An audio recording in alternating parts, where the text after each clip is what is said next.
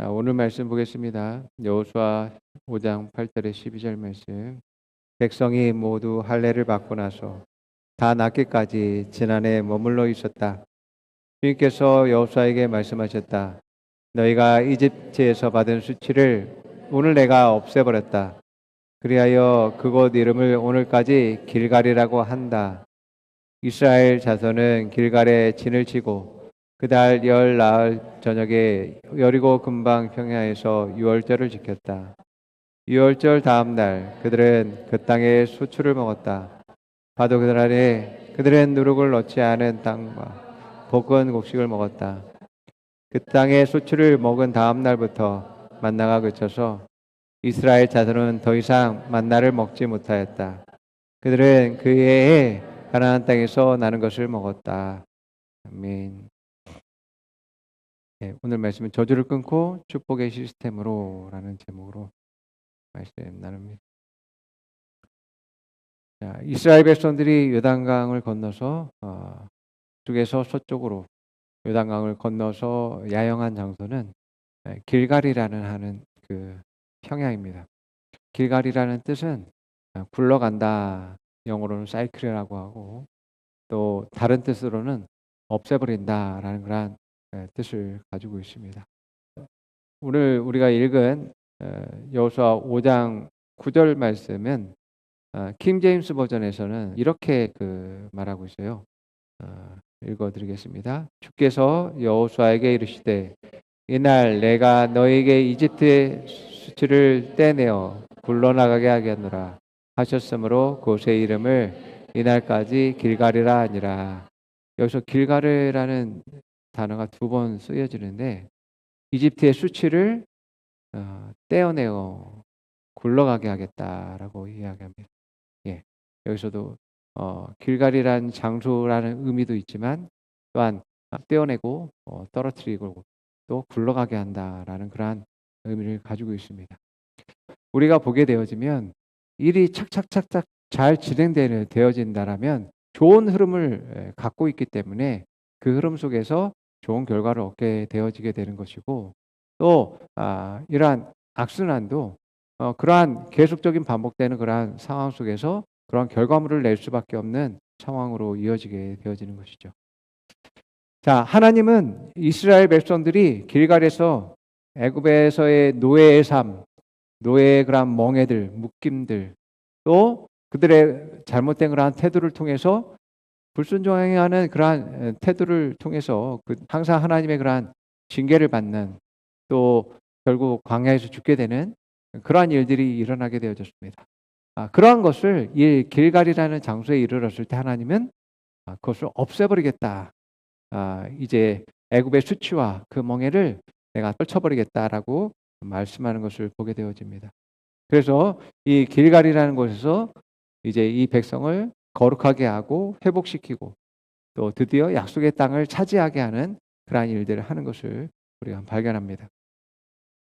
자, 그래서 이스라엘 백성들이 이 길갈에서 요단강을 건널 때 거기서 주워온 각 지파마다 12개의 돌을 가져와서 거기서 기념석을 세우게 되어집니다. 그리고 이곳에서 출애굽 2세들 이제 광야에서 태어난 그러한 이스라엘 남자들을 할례를 행하게 되어집니다. 그리고 나서 그들에게 이제 유월절을 지키게 되고 하나님이 약속한 젖과 꿀이 흐르는 땅에 그 땅의 곡식들을 먹는 일들이 일어나게 되어집니다. 애굽의 그 멍에와 수치를 끊어버리고 하나의 백성으로서 거룩한 백성으로서의 온전히 세우시는 일들과 마땅히 해야 될 백성으로서의 거룩함과 온전함을 하나님께서 지키게 하시고 그 약속하신 약속의 땅의 양식들을 기업들을 자신의 것으로 만드는 일들을 하게 되는 것을 우리가 발견하게 되어집니다. 자, 이렇게 하나님은 악선한의 고리를 끊어버리고 하나님이 올바른 방향으로 이제 굴러가며 또 그들이 축복받는 백성으로서 살아갈 수 있도록 하게 하신 것을 보게 되어집니다. 그래서 이 길갈에서 저주의 굴레가 벗어던지고 이제 축복의 시스템으로 살아가게 되는 것을 발견합니다. 이 축복의 시스템은 심은 대로 거두는 법칙이 적용되어집니다. 그 씨앗이 무엇이든지 그 씨앗에 대한 그 결과를 얻고 그 풍성한 그 결과를 통해서 우리로 하여금 부유케 하는 그러한 일들을 얻기 위해서 합니다. 또 30배, 60배, 100배 증가의 법칙들이 적용되는 것이 바로 축복의 시스템이라고 할 수 있습니다. 하나님의 축복을 받기 위한 시스템이 있습니다. 오늘 이 길갈이라는 장소에서 하나님이 이스라엘 백성들에게 무엇을 행하라고 했던 그 일들을 우리가 돌아볼 때에 하나님이 이스라엘 백성들을 축복의 시스템에 그들이 축복받고 또 번성하기를 원하신다라는 것을 우리가 알 수 있습니다. 우리가 야곱이라는 사람을 통해서 하나님이 그를 축복하니까 그 사람에게 축복의 시스템이 적용되니까 그 삼촌이 월급을 잘 주려고 하지 않는 상황 가운데서도 그가 건강한 가축들을 자기 소유로 삼으면서 부유하게 되는 그러한 일들이 있었던 것들을 보게 됩니다. 그처럼 잘 될 수밖에 없는 요소가 있게 되는데 하나님이 나를 축복하고 또 그 축복 안에 들어가 있을 때 우리는 번성할 수밖에 없고 또 번영할 수밖에 없고 잘 성장할 수밖에 없고 또 많은 것을 거둘 수밖에 없는 상황 가운데 있게 되어지는 것이죠. 그래서 나를 어디에 두느냐가 정말 중요합니다. 내가 정말 뭘 해도 안 되는 그런 상황 가운데 내 자신을 둔다면 어떤 노력을 하든지 어떤 재정을 투자를 하든지 그것이 헛수고가 될 수밖에 없는 것입니다. 내가 축복을 거부하고 또 이스라엘 백성들처럼 자꾸 애굽으로 가려고 하는, 자꾸 노예의 삶으로 돌아가려고 하는, 옛사람으로 돌아가려고 하는 그러한 태도들을 보이죠. 이제 하나님의 약속의 땅이 아닌 광야로 들어간다면 가난함과 또 억압과 또 고통 속에 들어가게 되어지는 것이죠. 자, 우리 시편 147편 11절에서 15절 말씀. 여호와는 자기를 경외하는 자들과 그의 인자하심을 바라는 자들을 기뻐하시는도다. 예루살렘아 여호와를 송축할지어다. 시온아 내 하나님을 찬양할지어다. 그가 내 문빗장을 견고히 하시고 내 가운데 있는 너의 자녀들에게 복을 주셨으며 내 경내를 평안하게 하시고 아름다운 밀로 너를 배불리시며 그의 명령을 땅에 보내시며 그의 말씀이 속히 달리는도다. 아멘. 하나님을 경외하고 하나님을 바라고 기뻐하는 자들을 하나님이 그들을 기뻐하심으로 말미암아 그들을 축복하신다라고 이야기합니다. 그래서 그들이 축복의 시스템 가운데서 그들의 자녀가 복을 받고 평안하고 또 아름다운 그러한 양식들을 먹으면서 건강하고 또 성장하는 그런 모습들을 말하고 있음을 보게 됩니다. 이처럼 하나님은 우리를 축복하기 원하시고 그것을 누리기 원하십니다. 그러나 그 선택들을 내게 있다라는 것을 우리 항상 기억해야지만 되어집니다. 오늘 말씀에서 나오는 것처럼 길갈에서 애굽의 저주를 끊어버리고 하나님의 백성으로서 누려야 될, 마땅히 누려야 될 그러한 축복과 이제 거룩함과 믿음을 가지고서 이 약속의 땅을 정복하고 다스림으로 말미암아서 하나님의 그러한 놀라운 축복들을 누릴 수 있도록 하나님이 원하신다라는 것을 우리가 알 수 있습니다. 그렇기 때문에 오늘 말씀 통해서 우리가 정말 저주의 시스템을 끊어버리고 축복의 시스템으로 들어가서 더욱더 하나님을 찬양하고 영광 돌리는 저와 여러분 되기를 축원합니다. 아멘. 이집트, 애굽은 자신들의 안전과 또 번영을 위해서 이스라엘 민족을 노예로 삼아버립니다. 이스라엘 노예를 거대한 건축 사업에 동원해서 그 건축을 함으로 말미암아 자기들의 위대함을 나타나는 그러한 일들을 하게 되죠. 그리고 적정한 수 이상의 노예를 유지하기 위해서 남자아이들을 죽이는 일들을 했습니다. 그런데 이렇게 학대할수록 더욱더 번성하는 그러한 일들이 일어나게 되자 더 혹독하게 이스라엘 백성들을 다루는 일들을 한 것을 보게 됩니다. 참 희한하죠. 하나님이 이스라엘 백성을 축복하니까 어떠한 혹독한 상황에서도 어려운 상황에서도 이스라엘 백성들이 번성하는 일들을 하게 됩니다. 그것들을 보고 두려움을 느낀 애굽의 지도자들이 이 이스라엘 백성들을 핍박하고 죽이는 일들을 하는 것들을 보게 됩니다. 이 이스라엘 백성들은 430년간 이러한 법과 제도적으로 또 사회 문화적으로 그 노예로 규정되어지고 노예의 삶을 살 수밖에 없었습니다. 하나님이 이스라엘 백성들을 그 애굽에 들여 보냈을 때 목적은 뭐였습니까? 야곱의 자손들이 70명인데 애굽에 들어갔는데 무려 200만 명이 넘는 사람으로서 번성합니다. 얼마나 많은 그러한 하나님의 축복과 번성해야 하는 일들이 있었는지 모릅니다. 하나님은 이러한 목적을 위해서 이스라엘 백성들을 애굽에 들여보냈지만 이집트에서 하나님을 모르는 지도자들이 왕이 되어지고 또 그 정치인들이 하나님을 두려워하지 않았을 때 이스라엘 백성들을 두려워해서 이들을 노예로 삼기 시작하게 되죠. 우리 출애굽기 5장 2절, 5장 6절에서 9절 바로가 왜 이스라엘 백성들을 풀어주지 않는지에 대한 이유에 대해서 나옵니다. 바로가 이르되 여호와가 누구에게 내가 그의 목소리를 듣고 이스라엘을 보내겠느냐? 나는 여호와를 알지 못하니 이스라엘을 보내지 아니하리라. 바로가 그날에 백성의 감독들과 기록원들에게 명령하여 이르되 너희는 백성에게 다시는 벽돌에 쓸 집과 집을 전과 같이 주지 말고 그들이 가서 스스로 집을 짓게 하라. 또 그들이 전에 만든 벽돌 수요대로 그들에게 만들게 하고 감하지 말라. 그들이 게으름으로 소리질러 이르기를 우리가 가서 우리 하나님께 제사를 드리자 하니 그 사람들의 노동을 무겁게 하므로 수고롭게 하여 그들로 거짓말을 듣지 않게 하라. 아멘. 바로가 뭐라고 합니까? 나는 하나님을 몰라. 또 그의 음성도 나는 듣지도 못해. 나는 알지도 못하겠고 나는 하나님을 인정하지 않아 라고 이야기합니다. 그것은 오늘날도 마찬가지입니다. 여러분. 하나님의 말씀을 아무리 말한다 할지라도 하나님을 경외하지 않고 또 예배하지 않고 기뻐하지 않는 사람들은 하나님이 말씀을 내가 왜 들어야 돼? 라고 하는 입장에 있는 것을 보게 됩니다. 자, 하나님은 그들이 순종하지 않자 오히려 이집트가 원래는 나일강을 통해서 엄청난 번영과 축복을 받은 그러한 번성했었던 그러한 나라였습니다. 그런데 하나님이 이제 그들을 축복에서 저주의 시스템으로 돌려버립니다. 그리고 그들의 교만을 꺾어버리죠. 이집트도 이스라엘 백성들을 놓지 않는 이유는 자기 유익 때문에 그렇습니다. 그런데 하나님이 어떻게 했어요? 그 땅을 황폐하게 만들고 그 땅에 물을 도저히 먹을 수 없는 그런 지경에 이르고 그 땅의 곡식들과 가축들이 다 죽게 되어지고 또 자기 자녀들까지 있는 상황에서 야 이거 우리 얘네들 데리고 있을 때는 우리 다 죽게 생겼어. 이스라엘 백성을 떠나보내는 것이 우리에게 평안이고 기쁨이고 자유가 있게 된다라고 생각했으므로 이스라엘 백성들을 다 빨리 좀 나가줬으면 좋겠다라고 하면서 자기들이 가지고 있는 좋은 물건들을 얹어주면서 이스라엘 백성들을 내보내게 되는 그러한 일들을 하게 됩니다.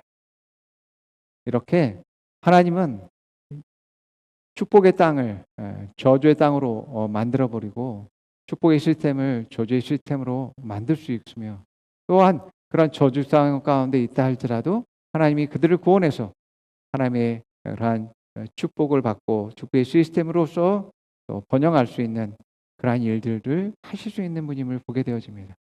우리가 또 광야에서 또 이스라엘 백성들을 우리가 보게 되면 이것을 너무나 잘 알 수 있습니다. 여러분 이스라엘 백성에게 있어서 광야는 어떤 곳이냐면 그곳에서 하나님을 만나는 곳이었고 하나님의 영광의 장소로 그들이 들어가는 그러한 장소였습니다.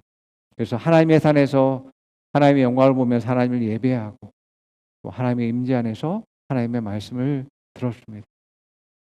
그곳에서 그들은 하나님의 거룩한 백성이 됐고 하나님의 군대가 되어졌습니다. 하나님은 이스라엘 그 백성들을 구름 기둥으로 인도합니다. 그리고 밤에는 불 기둥으로 그들을 보호하고 안식하게 했습니다. 이렇게 40년 동안 그들을 보호하면서 끊임없이 만나를 먹이고 또 이제 하늘의 양식을 먹이고 반석의 물을 먹게 하셨습니다. 자, 이것을 보면 광야라는 곳이 환경은 그렇게 열악한 환경임에도 불구하고 하나님의 함께함으로 말미암아 하나님의 축복하심으로 말미암아 그 땅은 그곳에서 이스라엘 백성은 그러한 축복을 누리는, 그러한 축복의 시스템 안에 축복을 누리는 그러한 사람들이 되었음을 보게 되어집니다. 여러분, 우리가 광야에 있든 적과 꿀이 흐르는 땅에 있든 그러한 장소에 상관없이 우리가 하나님과 동행할 수 있고 함께할 수 있는 사람이 되어야지만이 되어집니다. 왜냐하면 하나님이야말로 우리의 축복의 근원 되시기 때문에 그렇습니다. 그래서 이렇게 황폐한 그런 광야라 할지라도 하나님 함께 하실 때 무슨 축복의 장소가 되는 것이죠. 그런데 말씀에 불순종하는 이 이스라엘 백성들에게 광야는 저주의 장소로 바뀌게 되어집니다. 그 결과로 40년간 광야를 헤매면서 200만 명이 그곳에서 뼈를 묻고 죽게 되어지게 됩니다. 여러분, 불순종하는 사람에게는요, 적과 꿀이 흐르는 땅도 저주의 땅이 되어버립니다. 지금 오늘 내가 하나님의 뜻에 순종하느냐, 하나님과 동행하는 삶을 살고 있느냐, 하나님의 인도함에 따라서 나아가느냐가 내가 지금 축복을 누릴 수 없느냐, 있느냐에 중요한 갈림길이 되어진다라는 것을 기억해야지만 되어집니다. 예. 하나님이 축복이에요. 하나님이야말로 진정한 나의 축복의 핵심이다라는 것을 잃어버리면 안 됩니다. 이스라엘 백성들은 길갈에서 세 가지 일을 통해서 정말 저주의 시스템을 끊어버리고 이 축복의 시스템, 축복의 흐름을 가지고서 하나님이 약속한 그 땅을 차지하게 되고 적과 꿀이 흐르는 땅을 먹게 됩니다. 첫 번째로 한 것이 할례한 것입니다. 이 할례를 통해서 나는 내 하나님이 되고 너는 내 백성이야 라는 그러한 상징이자 징표가 되어졌습니다. 할례를 하게 되면 보통 일주일 이상을 이제 이동할 수 없습니다. 움직일 수 없습니다. 그런데 이제 여리고성을 3.2km를 앞둔 그 거리에서 할례를 하나님이 명령하십니다. 또 언제 공격할지 모르는 상황에서 할례를 행하라고 명령하십니다.